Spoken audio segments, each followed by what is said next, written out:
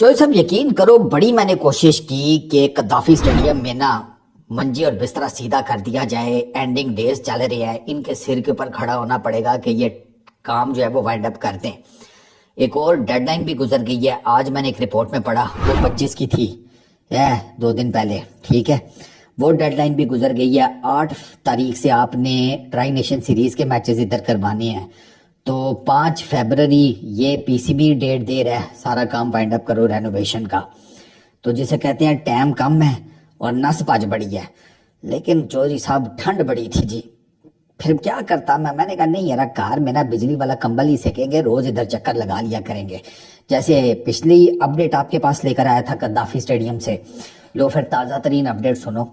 ये वीडियो आप most probably देख रहे होंगे 27 तारीख को, तो ये 26 की रात तक की जो फाइनल अपडेट है ना, ठीक है, जब मैं यानी कि मजदूर लगे हुए मैं निकल आया, यूं समझो, वो सुन लो सरकार। दोनों जनरल इंक्लोजर्स, ये साइडों वाले जिसके ऊपर 2 स्क्रीनें लगनी है, छोटे साइज की बड़े साइज की, दोनों स्क्रीनें डन एंड डस्टेड है। दोनों जिसे कहते हैं उनके ऊपर भाई साहब मैचेस दिखा रहे होते हैं, हाईलाइट्स लगी होती हैं, मजदूरों की एंटरटेनमेंट चल रही है क्रिकेट के नाम के ऊपर के साथ साथ ईंटें ठोक लो, साथ साथ बॉबी भाई का जो है वो थोड़ी बहुती जो वो आजकल बैटिंग कर रहे हैं, जो भी 10 15 20 30 रन की, वो भी इंजॉय कर लो, ठीक है। तो वो मजदूर भी कहते हैं कि चलो ठीक है, 4 ही ईंटें जो है 19 20 हो जाएंगी ना, बॉबी ने कौन सा 2 घंटे बैटिंग करनी होती है। तो उन्होंने कहा देख लेंगे इसको साथ साथ ही, तो वो साथ साथ 2-4 ईंटें आगे पीछे कर लेते हैं, साथ बॉबी भाई की इनिंग्स देखते हैं। जैसे बॉबी भाई साइड पर होते हैं, वो फिर ठक ठक ठक ठक अपने काम में लग जाते हैं। छोटी स्क्रीन का साइज है सरकार 22/37, 22x37। जो बड़ी स्क्रीन है उसका साइज है 30/80 का, ठीक है। तो दोनों आपकी जो डिजिटल स्क्रीन है ना, जिनके ऊपर रिप्ले, स्कोर बोर्ड्स, खूबसूरत चेहरे, सब कुछ जो आप देखेंगे ना, इन दोनों स्क्रीन के ऊपर देखेंगे। तो मैं तो बड़ी वाली थी तकांगा, मुझे स्कोर्स की टेंशन नहीं है, स्कोर्स तो मैं नीचे भी देख सकता हूँ ना, मोबाइल पे भी देख सकता हूँ। खूबसूरत चेहरे कहाँ देखेंगे और बड़ी स्क्रीन के ऊपर बड़े साइज में, अच्छा लगता है देखो, तुम्हें क्या पता ग्रोसरी वालों। आगे चलो, चेयर्स का मैंने आपको लास्ट अपडेट में बताया था कि जनरल इंक्लोजर्स की चेयर्स पेंडिंग है, उनके कंटेनर आने थे चाइना से। सर वो सारे के सारे कंटेनर आ गए हैं, सारे के सारे जनरल इंक्लोजर्स की जितनी भी चेयर्स हैं वो सारी की सारी आ गई हैं। मजेदार बात यह है कि ये बाकी इंक्लोजर्स की निस्बत, वीआईपी और वो जो दूसरे इंक्लोजर्स हैं उनकी निस्बत, ये जो जनरल इंक्लोजर्स में चेयर्स लगनी है, इनका काम ज्यादा जल्दी हो जाएगा। पूछो कैसे, मैं आपको बताता हूं। जनरल इंक्लोजर्स में ना जितनी भी कुर्सियां लगेंगी वो फोल्डिंग सीट्स नहीं है। उनका क्या है कि वो उनकी जो बेस है ना, इन चेयर्स की जो बेस है वो आप समझे एक बेंच टाइप की बेस है, ठीक है। लोहे की वो बेस जो है वो एक बेंच टाइप की शक्ल किया, और उस बेस के ऊपर 4 से 5 कुर्सियां एक साथ जिसे कहते हैं लगाई जाएंगी। तो ये ये जो बेस लगनी है ना जनरल इंक्लोजर में, इसका आप काम समझे 90-95% बेस वर्क जो है ना वो सारा कंप्लीट है। कोई 5-1% का मोटा मोटा कोई काम बच गया होगा, छोटा मोटा से ज्यादा नहीं। तो ये बेसिस लग गई, इनके ऊपर 4-4 5-5 कुर्सियां एट ए टाइम लगती जाएंगी। तो यहाँ पर फोल्डिंग चेयर्स की निस्बत जनरल इंक्लोजर्स में ये जो पेंडिंग चेयर्स का काम है ये ज्यादा जल्दी वाइंड अप हो जाएगा, ठीक है। तो आप यूं समझ लो कि अगले 1 आधे दिन में या मैक्स 2 दिन में ये सीटें लग जानी चाहिए इंशाल्लाह, अगर मजदूरों का मूड ना कोई किसी और बात पे खराब हो गया हुआ, ठीक है। वीआईपी इंक्लोजर्स का तो मैंने आपको पहले बता दिया था, उनकी चेयर्स डन है। वो जो मेन बिल्डिंग है उसके लेफ्ट राइट के ऊपर जो वीआईपी इंक्लोजर्स हैं, जो बिल्कुल उसके नीचे जो 2 इंक्लोजर्स हैं, ठीक है। ये जो नीचे वाले हैं ये जरा 2 छोटे साइज के हैं, ये 2 बड़े साइज के हैं। तो यहाँ सारी की सारी चेयर्स का काम जो है वो डन एंड डस्टेड है, रीलिंग शीलिंग फलाना टिमकाना सब डन है।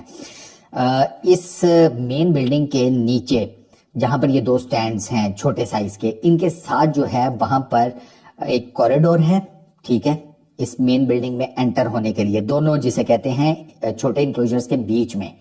और इस इंक्लोजर यानी कि ये जो रास्ता है ना, ये जो गैप है, ये जो रास्ता है जहां से प्लेयर्स उतर कर ड्रेसिंग रूम से ग्राउंड में और ग्राउंड से टुवर्ड्स ड्रेसिंग रूम आएंगे, वहां पर वो सीढ़ियां, ठीक है, स्टेयर्स, उन जिसे कहते हैं सीढ़ियों की कंस्ट्रक्शन का काम चल रहा है। ज्यादा नहीं है, कितनी होंगी 10-15, इससे ज्यादा सीढ़ियां नहीं है। उन्हीं से वो जनाब ग्राउंड से निकला प्लेयर, ये कॉरिडोर पकड़ा, स्टेयर्स चढ़ा, और आगे से जाके एक और स्टेयर्स पकड़ के सीधा फर्स्ट फ्लोर पर मौजूद ड्रेसिंग रूम्स के अंदर। ठीक है जनाब, ये भी हो गया। अच्छा, क्लैडिंग शीट्स, उस दिन कोई मुझसे पूछा था फारूक भाई यार ये क्लैडिंग शीट्स क्या चक्कर होता है। यार ये क्लैडिंग शीट्स जो है ना ये बेसिकली आउटर स्ट्रक्चर के ऊपर लगती हैं किसी भी बिल्डिंग के, ये सादा नुस्खा है, ये आसान और जिसे कहते हैं ना जेंगो किस्म का नुस्खा है। ये क्लैडिंग शीट्स एल्यूमिनियम की भी होती हैं, विनाइल की भी होती हैं, सिरेमिक्स की भी होती हैं, और इसकी मल्टीपल वो जिसे कहते हैं टाइप्स हैं। यहाँ पर ना एल्यूमिनियम की लग रही हैं पीसीबी की, और ये जो दोनों इमारतें हैं ना, मेन बिल्डिंग और पीछे पीसीबी का हेडक्वार्टर, यहाँ पर एल्यूमिनियम की लग रही हैं। और इनके जो कलर कम्बिनेशन रखे गए ना वो रखे गए हैं जनाब वाइट और गोल्ड।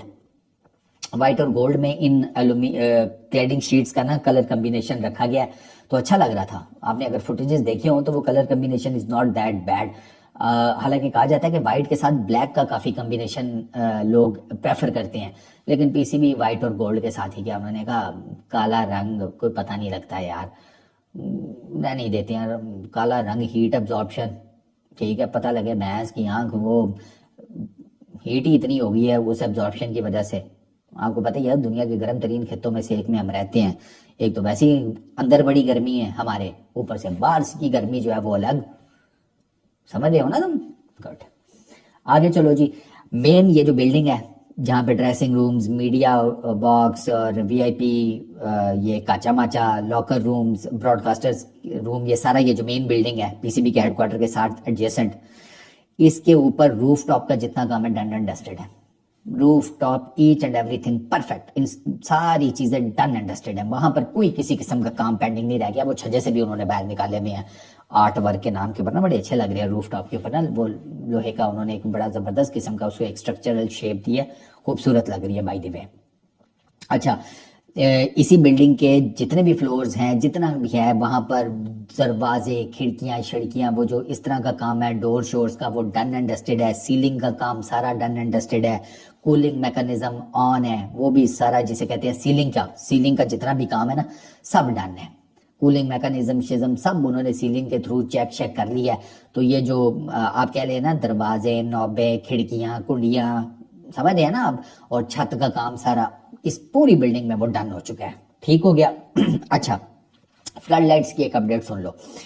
फ्लड लाइट्स जनाबे अली 80 एलईडीज हर फ्लड लाइट के ऊपर, 6 फ्लड लाइट्स के वो जिसे कहते हैं आप कह लें वो खंबे हैं, ठीक है, उनके ऊपर या पोल्स कह लें, जो भी आप उनको नाम दे लें, खंबे ठीक है। हर फ्लड लाइट के ऊपर 80 एलईडीज लगेंगी, 80 एलईडीज इंस्टॉल्ड होंगी। और ये जनाब इसमें ना उन्होंने लगा दी हैं, कुछ को उन्होंने चेंज भी किया है। ठीक है ना, उनको उन्होंने फर्स्ट टाइम जो रन शन करके देखा था ना एंड ऑल दैट, उसमें कुछ उनको लगा कि नहीं ये रोशनी जरा थ्रू नहीं मार रही है सारा कुछ, तो कुछ उन्होंने चेंजेस किए हैं। ये जो लाइट्स है ना एलईडी लाइट्स, इनकी मजेदार बात यह है कि एक तो ये एआई कॉन्फ़िगर्ड है, ठीक है, तो ये आप इनको आर्टिफिशियल इंटेलिजेंट लाइट्स कह सकते हैं कि ये दस्ती ऑन ऑफ होती हैं आपके ना घर के बल्ब की तरह, button on bulb on, button of bulb of. इससे जो पिछली वाली थी ना वो ऑन होने से लेके फुल टाइम गर्म होने तक वो 15 मिनट लेती थी, 10 से 15 मिनट। ऑन होने से फुल गर्म होकर फुल लाइट थ्रो करने में, अपनी फुल कैपेसिटी के हिसाब से लाइट थ्रो करने में वो 10 से 15 मिनट लेती थी। तो वो मेरे जैसा होता वो कहता 10 से 15 मिनट लाइट ऑन करके ना वो अपने दोस्त को कहता होगा यार तू जरा फटाफट देख ना, जब तक ये फुल थ्रो नहीं मारती मैं फटाफट अपनी असर मगरिब निपटा लूं। मतलब ऐसे चल रहा होता है, इतना टाइम फ्रेम आपको मिल जाता है, 10-15 मिनट ठीक ठाक टाइम फ्रेम होता है। तो वो जनाब ये जो है ना ये एलईडी लेटेस्ट टेक्नोलॉजी, इसमें ये चक्कर नहीं है। और पुरानी वाली जो लाइट्स थी वो बिजली खींचती थी, अल्लाह आपका भला करे। एक लाइट 3000 से 3500 वाट्स, 3000 से 3500 वाट की लाइट, एक वो बिजली एक लाइट खींचती थी। ये वाली जो है ना इनका मजेदार काम है, ये स्टार्ट होती हैं जब इनको आप ऑन करेंगे ना तब ये इमीडिएटली 1500 वाट के करीब की बिजली खींचती हैं। लेकिन जैसे ही ये प्रॉपर ऑन होके लाइट प्रॉपर अपनी फुल कैपेसिटी में थ्रो करना शुरू करती हैं, ये लाइट की जो जिसे कहते हैं बिजली खींचने की इनकी जो कैपेसिटी है ना वो कम होना शुरू हो जाती है। तो ये आ जाती है तकरीबन 1200-1300 वाट के ऊपर। तो यहाँ पर थोड़ी सी बिजली की भी पाकिस्तान में ये बचत हो जाएगी। इन लाइट्स का जो बिल है ना वो पीसीबी का थोड़ा कम आएगा। ये लेटेस्ट टेक्नोलॉजी की जो लाइट्स हैं। अच्छा, उसके अलावा मैं एक इंजीनियर का सुन रहा था, वो बता रहा था कि हर ये 6 लाइट्स हैं, 6 फ्लड लाइट्स हैं या उनके वो खंबे हैं, तो हर जिसे कहते हैं पोल के साथ वो उनका ना वो एक उन्होंने वो बनाया हुआ है, आप उसको क्या कह लें, टेक्निकली उसका क्या वर्ड बनेगा, टेक्निकली आप क्या यार, वो कमरा सा उन्होंने एक छोटा सा बनाया हुआ है जहाँ से ये सारी फ्लड लाइट्स जो है ना वो कंट्रोल होगी, हर पोल के ऊपर मौजूद।